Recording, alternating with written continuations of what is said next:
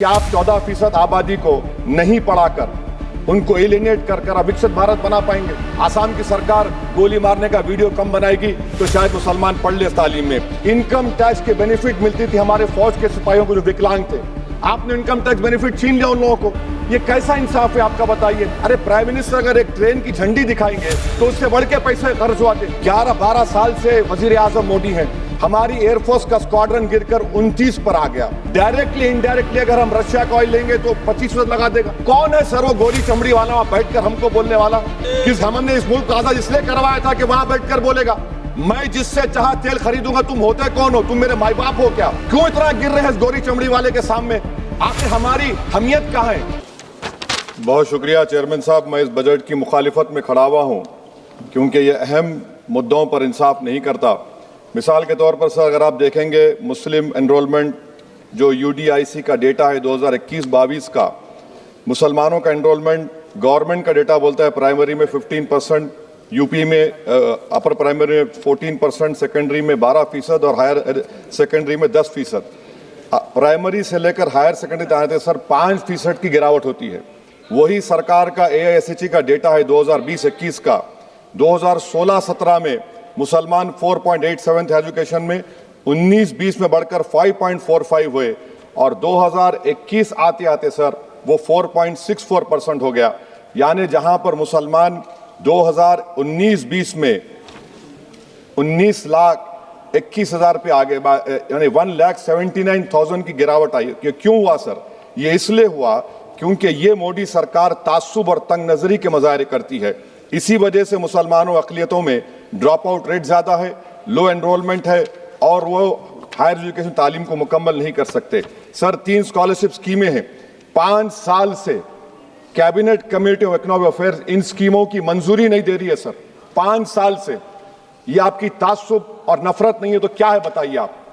Budget तो पास हो रहा है ऐवान में, 5 साल से आप पैसे नहीं दे रहे हैं। क्यों? क्योंकि cabinet committee of economic affairs इसको मंजूरी नहीं देती है। और मैं बताना चाह रहा हूं, आप विकसित भारत बनाना चाहते हैं, मैं तायद करता हूं, मगर क्या आप 14% आबादी को नहीं पढ़ाकर उनको एलिनेट कर विकसित भारत बना पाएंगे?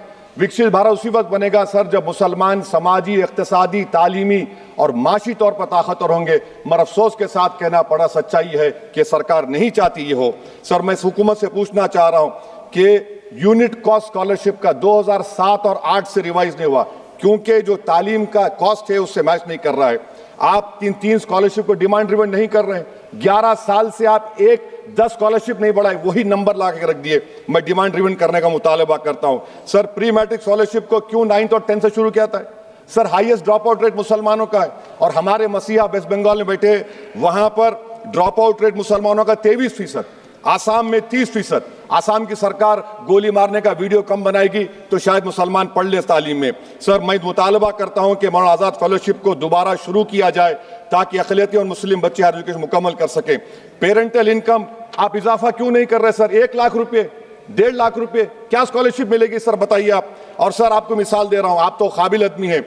2022-23 में बजट था माइनॉरिटी मिनिस्ट्री का 5,000 करोड़, कितना आपने खर्च किया? 16%। 22-23 में सर बजट था 22-23-24 में 3,000 करोड़, 5% खर्च हुआ सर।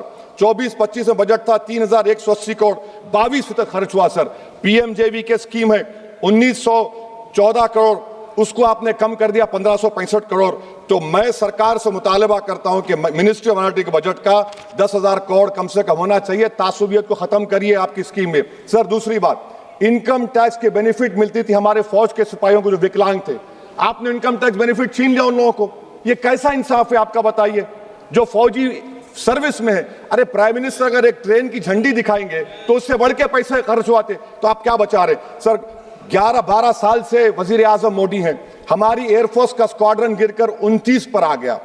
12 साल से आप प्रधानमंत्री हैं, हम एक मिड एयर रिफ्यूलर एवैक्स को नहीं बढ़ा सक रहे। पाकिस्तान के पास हमें ज्यादा एवैक्स है और ऑपरेशन सिंदूर में हमने देखा कि कितनी तकलीफ हुई। सबमरीन का शॉर्टेज है, आपको फिक्र नहीं है सर। और हम 3rd एयरक्राफ्ट कैरियर हम भूल गए। आखिर कैसे हम चाइना को इंडो पैसिफिक में रोक पाएंगे? ये देशभक्ति नहीं है सर। हमारी फौज में कमी है। क्या ये मुल्क इतना कमजोर हो गया कि हम अपनी फौज में बच्चों को भर्ती नहीं करा सकते? अग्निपथ स्कीम का रिव्यू होना चाहिए। इस ऐवान में चाइना बॉर्डर पर एक बहस होनी चाहिए। सर आप आ जाइए यूएस ट्रेड डील पर, जो ट्रंप ने एग्जीक्यूटिव ऑर्डर 6 फरवरी का निकाला, सेक्शन 4 कोट कर रहा हूं, डायरेक्टली इनडायरेक्टली अगर हम रशिया का ऑयल लेंगे तो 25% लगा देगा। कौन है सर वो गोरी चमड़ी वाला वहां बैठकर हमको बोलने वाला?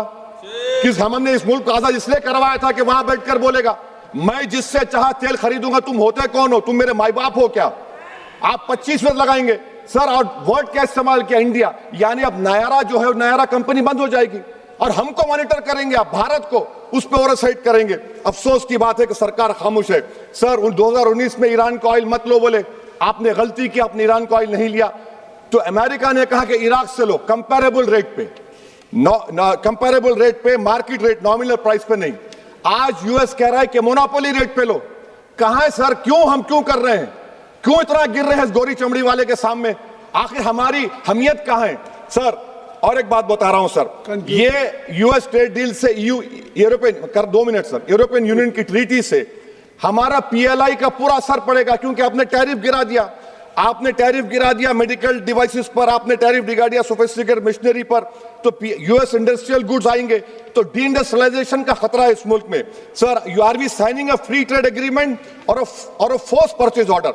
सर बांग्लादेश से यूएस ने कह दिया कि हमसे कॉटन खरीदो, 0 टैरिफ। सर भिवंडी, मालेगांव, बनारस के पावरलूम का क्या होगा? 70% रॉ कॉटन हम देते हैं बांग्लादेश को। सर एमएचए का बजट 5.7 बढ़ गया, डिफेंस का 15.99। मैं सरकार से मुतालबा करता हूं कि वेनेजुएला में जो हुआ, आप एक ऑपरेशन इंसाफ करिए। ऑपरेशन इंसाफ के तहत हाफिज सईद, मसूद अजहर, लखवी को घुस के लाइए भारत में, तभी इंसाफ होगा सर। जब तक खत्म कर रहा हूं सर, हम कुलभूषण यादव को भूल गए। वो कुलभूषण यादव उसको आईसीजे में रुकाया। आखिर हम कब लेके आएंगे कुलभूषण यादव को? वजीर आजम इजराइल को जा रहे हैं, मैं उनसे ये मुतालबा करता हूं कि वो गाजा को जाएं, 15 मिनट जाकर देखें, 60,000 फलस्तीनियों खत्म कर दिया गया। और नेतन्याहू पर आईसीजे का अरेस्ट वारंट है, आईसीसी का, और आईसीजे में केस चल रहा है सर। तो मैं आपसे मुतालबा करता हूं कि वजीर आजम गाजा के बारे में देखें। मैं ज़ायनिज़्म मुर्दाबाद बोलता हूं, भारत जिंदाबाद। और ये सरकार तेलंगाना से नाइंसाफी कर रही है, कुछ नहीं दे रही है। बहुत बहुत शुक्रिया सर।